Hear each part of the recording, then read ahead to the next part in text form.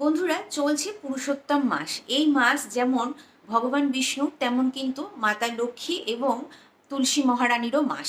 তাই তুলসী মহারানীর ওপরে বিশেষ কিছু ক্রিয়া করে তোমরা কিন্তু নিজের সৌভাগ্যকে এই মাসে ফিরিয়ে আনতেই পারো। তুলসী মহারানীর কৃপা যার উপরে থাকে তার কখনোই কোনো দুঃখ দারিদ্রতা আসে না। বিবাহে দেরি হচ্ছে, কোনো কাজে ডিলে হচ্ছে, সেই কাজগুলো কিন্তু অনায়াসেই আমরা করে ফেলতে পারি তুলসী মহারানীর দয়ায়। কি করতে হবে? প্রত্যেকদিন যখন তুমি তুলসী মহারানীকে জল নিবেদন করছো, সেই জলের মধ্যে একটা করে অক্ষত নিয়ে নাও।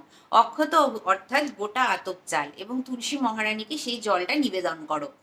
এরপর শুক্রবার দিন যখন তুমি তুলসী মহারানীতে জল নিবেদন করছো, তখন ওই অক্ষতর সঙ্গে একটা কাঁচা টাকা অর্থাৎ 1 টাকা নিয়ে নাও এবং তুলসী মহারানীতে সেই জলটা তুমি নিবেদন করো। পরের দিন অর্থাৎ শনিবার দিন তুলসী মহারানীর পায়ের কাছ থেকে ওই 1 টাকাটা তুলে তুমি তোমার পার্সে বা টাকা রাখার জায়গায় রেখে দাও। এতে কিন্তু অনেক দিন ধরে যাদের আর্থিক কষ্ট চলছে তাদের আর্থিক কষ্টটা দূরীভূত হবে এবং তোমার কাছে বিভিন্ন উপায়ে টাকা আসতে শুরু করবে। তো এইটা অবশ্যই তোমরা করে দেখতে পারো। এছাড়াও যে সমস্ত জাতক বা জাতিকার অনেক দিন ধরে বিবাহে বাধা পড়ছে বা সম্বন্ধ এসে ভেঙে যাচ্ছে, মনের মতন জীবনসঙ্গী পাচ্ছ না, তারা করতে পারো এই ক্রিয়াটি। প্রত্যেক বৃহস্পতিবার করতে হবে, টানা 11টি বৃহস্পতিবার এই ক্রিয়াটা তোমরা করে দেখতেই পারো। কি করতে হবে?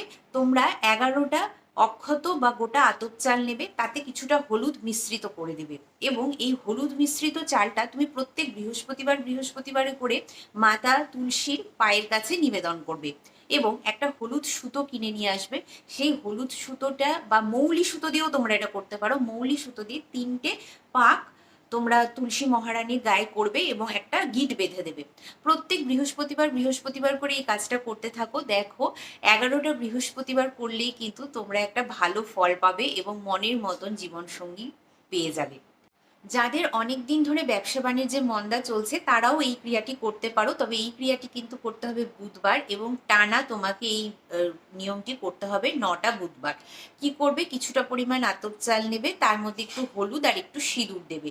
দেওয়ার পরে একটা বাটির মধ্যে এটা নিয়ে তুমি তুলসী মহারানীর সামনে রাখবে এবং সন্ধেবেলায় অবশ্যই একটা ঘিয়ের প্রদীপ আর ধূপ কিন্তু দেখাবে।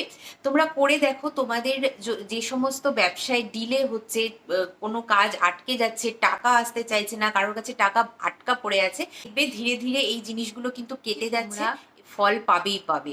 আজকের ভিডিও থেকে যদি তোমরা একটু হলেও উপকৃত হয়ে থাকো, তাহলে এই ভিডিওটি তুমি ছড়িয়ে দাও তোমার কিছু প্রিয়জনদের মধ্যে, যাতে তারাও তাদের জীবনের সমস্যাগুলো থেকে নিষ্কৃতি পায়।